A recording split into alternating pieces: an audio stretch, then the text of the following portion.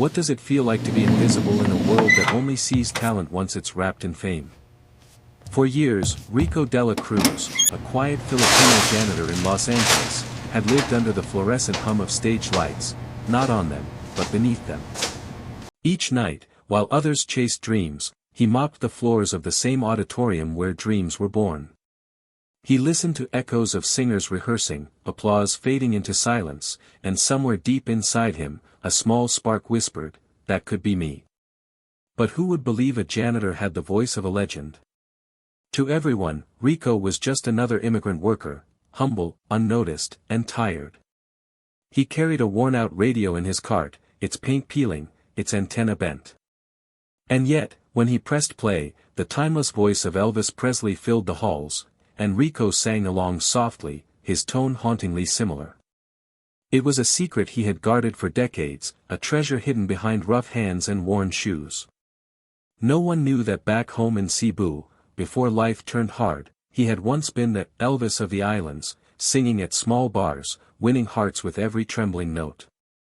But time had stolen that dream, leaving him only echoes. Until one day, fate walked through those same doors. Maya, a young AGT production assistant, heard a familiar melody drifting from the empty stage, a janitor singing, "Can't Help Falling in Love." She froze. The voice didn't just imitate, it felt. It carried longing, pain, and the unmistakable warmth of a soul that had lived through heartbreak. That night, Maya couldn't stop thinking about him. Could this man, the one everyone ignored, really bring Elvis back to life? And so began a journey that would test faith, courage, and the power of one moment on a world stage. Because sometimes, the ones no one believes in are the ones who end up changing everything. Rico Dela Cruz was a man who had learned to live quietly, like a melody played under the noise of life. In his late 40s, with graying hair tucked beneath a faded cap and eyes that carried the softness of old dreams, he blended into the background of every room he entered.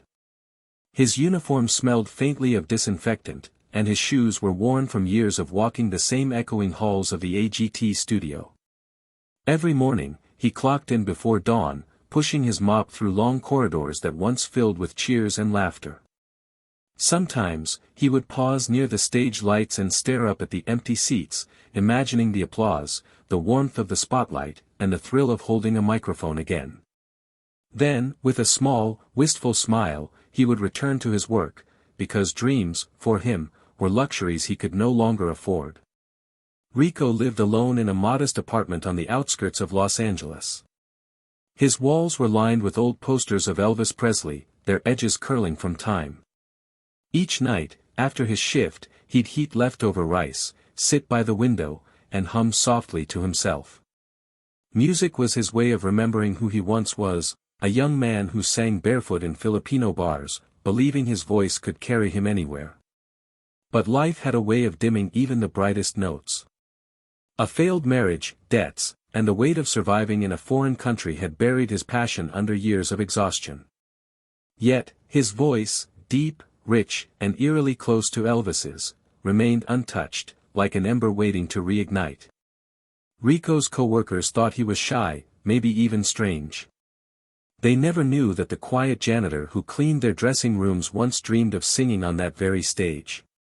Still, every time he polished the golden AGT sign, he whispered to himself, "Maybe someday." He wasn't bitter, just quietly hopeful. A man who had accepted his place in the shadows but never stopped listening to the music inside him. Because even when no one believes in you, the heart remembers who it was meant to be. There are moments in life when silence becomes heavier than sound. For Rico Dela Cruz, that silence followed him everywhere, echoing in the clatter of his cleaning cart, lingering in the empty halls after shows ended. It was the silence of being unseen, unheard, and forgotten. Years ago, back in Cebu, music had been his lifeline. He had sung in tiny cafes, dressed in white suits, curling his lip just like Elvis, and the crowds had cheered. But dreams have a cruel way of fading when life demands survival. When his mother fell ill, Rico sold his guitar to pay for her medicine. When the bills piled up, he left for America, promising himself he would sing again one day. But one day became years, and the spotlight dimmed into memory. Now, each night as he mopped the AGT stage, he watched other people chase the dream that once belonged to him. Contestants cried, judges clapped, lights flared, and he swept it all away, like it was never there. Every applause reminded him of what he'd lost. Every shining star was a reflection of what he could have been. Loneliness had become his closest companion. He had no family in the city, no friends waiting for him after work. Sometimes, he called his sister in the Philippines, pretending he was fine. "Work is good," he'd say, forcing a smile she couldn't see. But deep inside, a voice whispered, "You gave up too soon." The world saw him as a cleaner, not a singer. And that truth stung the deepest. He often wondered if it was too late, if dreams had an expiry date, if the man he used to be had already disappeared. Then came the night that changed everything. A routine shift, an empty stage, a moment of weakness. He picked up a microphone left behind and sang, not for fame, but for himself. His voice trembled through the dark room, raw and real. What he didn't know was that someone was listening. That voice, long buried in silence, was about to awaken something far greater than he ever imagined. It happened on an ordinary Tuesday night, the kind Rico had lived 100 times before. The studio was nearly empty, the last of the contestants had left, and the glow of the stage lights faded into quiet amber shadows. He was cleaning the edge of the judges' table when he noticed a single microphone resting there, forgotten. Something in him stirred, an ache, a pull he couldn't resist. He looked around. No one was there. The vast theater was silent, holding its breath. For a moment, he imagined the seats filled again, imagined the music swelling. Then, without thinking, he picked up the microphone. At first, his voice came softly, hesitant, trembling. But as he sang the opening lines of "Can't Help Falling in Love," something shifted. The years of pain, loneliness, and faded dreams began to pour out through every note. His voice wasn't just a copy of Elvis's, it was his own soul, wrapped in warmth and heartbreak. The sound floated through the empty room like a prayer, tender yet powerful. What Rico didn't know was that Maya, a young production assistant, had returned to retrieve her clipboard. When she heard the song echoing from the stage, she stopped mid-step. The voice was hauntingly familiar, like Elvis had come back to life. But it wasn't mimicry, it was emotion. It was truth. She watched from the shadows as the janitor stood under the soft light, his eyes closed, lost in the music. Tears gathered in her eyes. It wasn't just beautiful, it was pure. The next morning, Maya couldn't shake the moment from her mind. She searched through the studio's employee list, found Rico's name, and made a bold decision. Without telling him, she sent a short clip of his singing, recorded from her phone, to a senior producer at America's Got Talent. That single act, born from awe and belief, set in motion something extraordinary. Rico had spent years hiding behind a mop and bucket, but fate had just handed him a microphone. And soon, the man no one believed in would step onto the same stage he once cleaned, this time under the brightest lights of all. When the AGT producers called Rico, he thought it was a mistake. They said someone had submitted a clip of him singing, and they wanted him to audition. His first instinct was fear. He had no confidence, no fancy clothes, no dreams left to chase. He wasn't a performer anymore, just a janitor who happened to sound like someone famous. That night, he sat in his small apartment, staring at the phone on his table.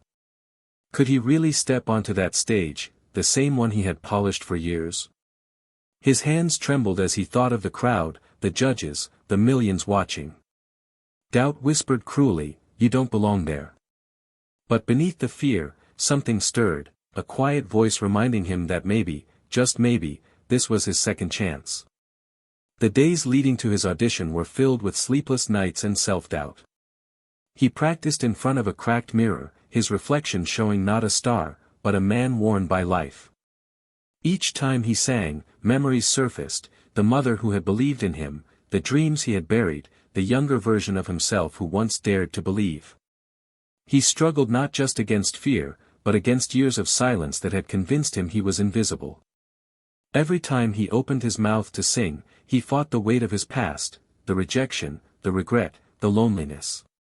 Yet, through the struggle, he began to see something powerful. His pain had given his voice its depth. His losses had made his sound real. When he finally walked into the AGT rehearsal room, he felt every heartbeat echo in his chest. But he also felt lighter, as if the years of doubt were finally fading. He realized this moment wasn't about fame or winning. It was about reclaiming the part of himself he had long abandoned. For the first time in decades, Rico didn't feel like a janitor or a failure. He felt like a man who had endured, who had something to say, not with words, but with music. And as he took a deep breath before stepping on stage, he knew, even if no one clapped, he had already won back his voice. When the last note of Rico's song faded into silence, the entire theater stood still. It was as if time had paused to listen. Then came the roar of applause, thunderous, unending, alive. Simon Cowell's eyes glistened, the judges were speechless. And Rico, standing under the blinding lights, could only bow his head as tears streamed down his cheeks. For the first time in his life, people were not just hearing his voice, they were feeling it. The man who once cleaned the stage was now owning it. The same hands that pushed a mop now held a microphone that echoed around the world. But more than the cheers, more than the golden buzzer, what filled Rico's heart was peace. He had not just proved others wrong, he had finally believed in himself again. In the days that followed, his story spread everywhere.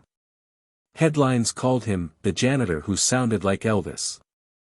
But behind that title was a deeper truth, one about faith, humility, and the quiet power of never giving up.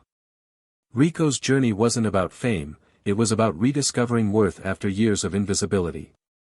He returned to his small apartment, still humble, still grateful. The posters of Elvis on his wall seemed to smile differently now.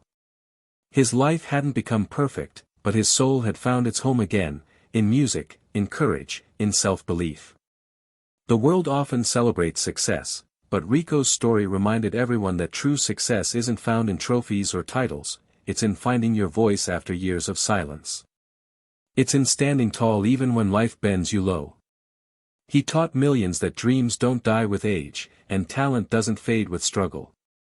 Sometimes, it just waits, for one brave moment to rise again.